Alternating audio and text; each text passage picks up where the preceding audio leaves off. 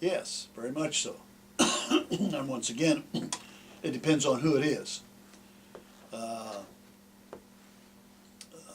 those who would identify positively with Christian Zionism, you mentioned John Hagee and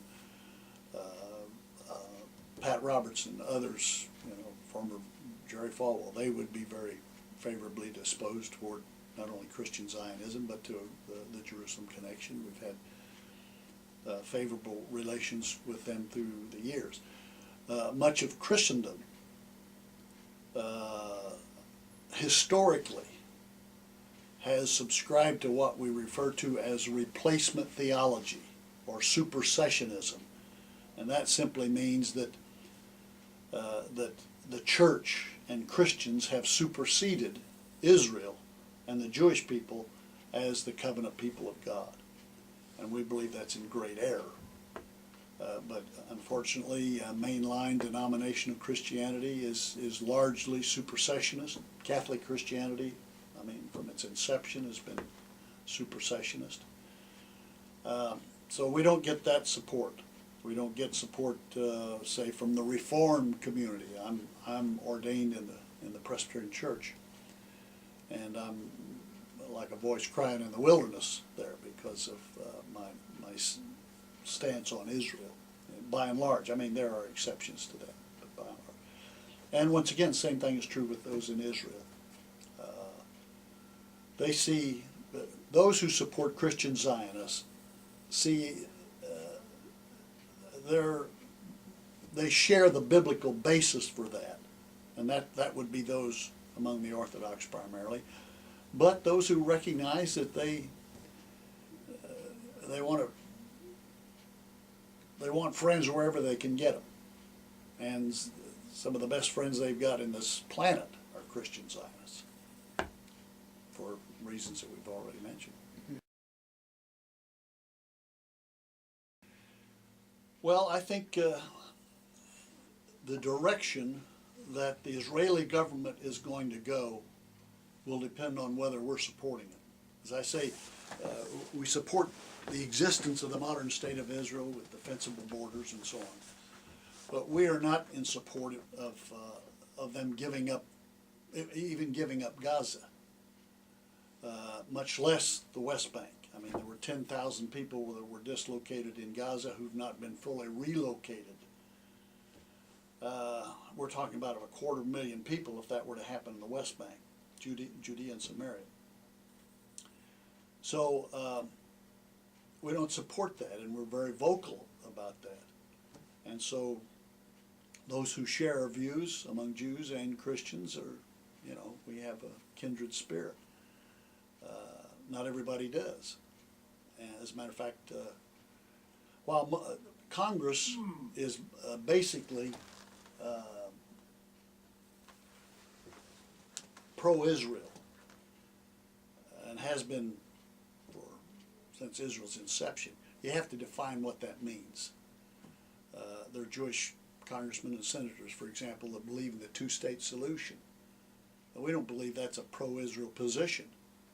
We believe that's an anti-Israel position. We believe that this constant attempt to have land for peace is merely an attempt to appease those who are coming against Israel. I mean, all the land that's given up and the land that's called for is really a call for appeasement on the part of Israel, to appease those who are in opposition to them. So this year is going to be I believe, a determinative year, not only for Israel, but for its relationship to Hamas in Gaza and Hezbollah in Lebanon, both of which are clients of Iran. They are staffed and trained and led by jihadists.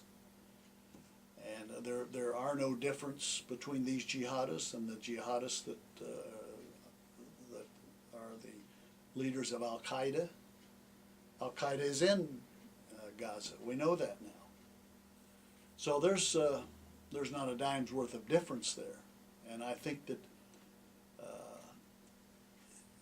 Iran is continually making these provocative statements about the destruction of Israel.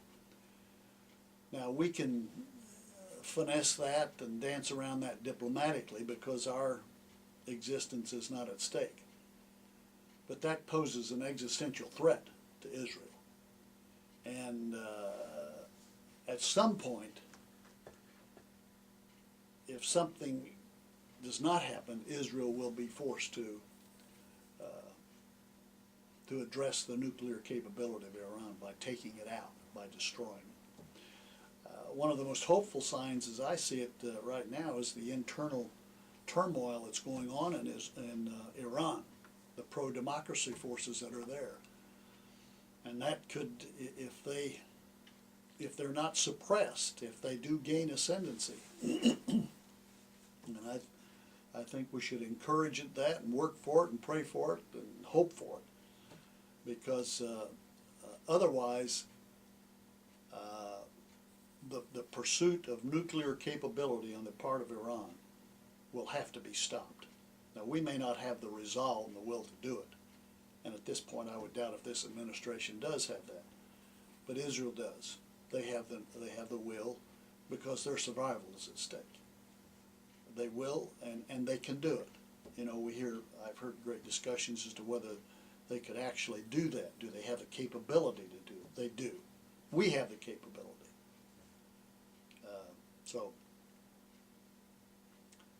this could be a very critical year, I think, as far as Israel's relationship to its opposition in the south and Hamas, the north and Hezbollah, and then collectively